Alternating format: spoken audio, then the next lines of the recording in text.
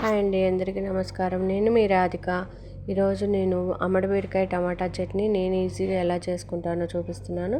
ముందుగా పచ్చిమిర్చి మగ్గించుకొని దాంట్లో ధనియాలు కూడా వేపుకొని తీసి పక్కన పెట్టుకున్నాను. తర్వాత అదే గిన్నెలో నూనె కొంచెం వేసి అమ్మడిమిరకాయ ముక్కలు కొంచెం మగ్గిన తర్వాత దాంట్లోనే టమాటా ముక్కలు కూడా వేసి కొంచెం ఉప్పు వేస్తే మెత్తగా మగ్గిపోతాయి. మూత పెట్టి మగ్గించుకుంటే ఇవి మెత్తగా మగ్గిన తర్వాత ముందుగా మనం వేయించి పెట్టుకున్న పచ్చిమిర్చిని, ధనియాలని, కొంచెం చింతపండు, ఎల్లిపాయ, జీలకర్ర, ఉప్పు, కొంచెం ఉప్పు అందులో వేసాను కాబట్టి సరిపడా ఉప్పు, చింతపండు, పసుపు, ఎల్లిపాయ, జీలకర్ర వేసి కొంచెం బరకగా మిక్సీ చేసుకున్న తర్వాత మళ్ళీ మనం బాగా మగ్గించుకుని ఆరబెట్టుకున్న ఈ అమ్మడిమిరకాయ టమాటా ముక్కల్ని ఇందులో వేసి కొంచెం కచ్చాపచ్చాగా రోట్లో దంచుకుంటే ఇంకా మంచిది. మన రోటు అవకాశం లేని పక్షంలో కొంచెం బరకగా మిక్సీ వేసుకోవాలి. రెండింటిని కూడా కొంచెం మిక్సీ వేసుకున్న తర్వాత ఒక ఉల్లిపాయ కోసి ఉంచుకొని లాస్ట్లో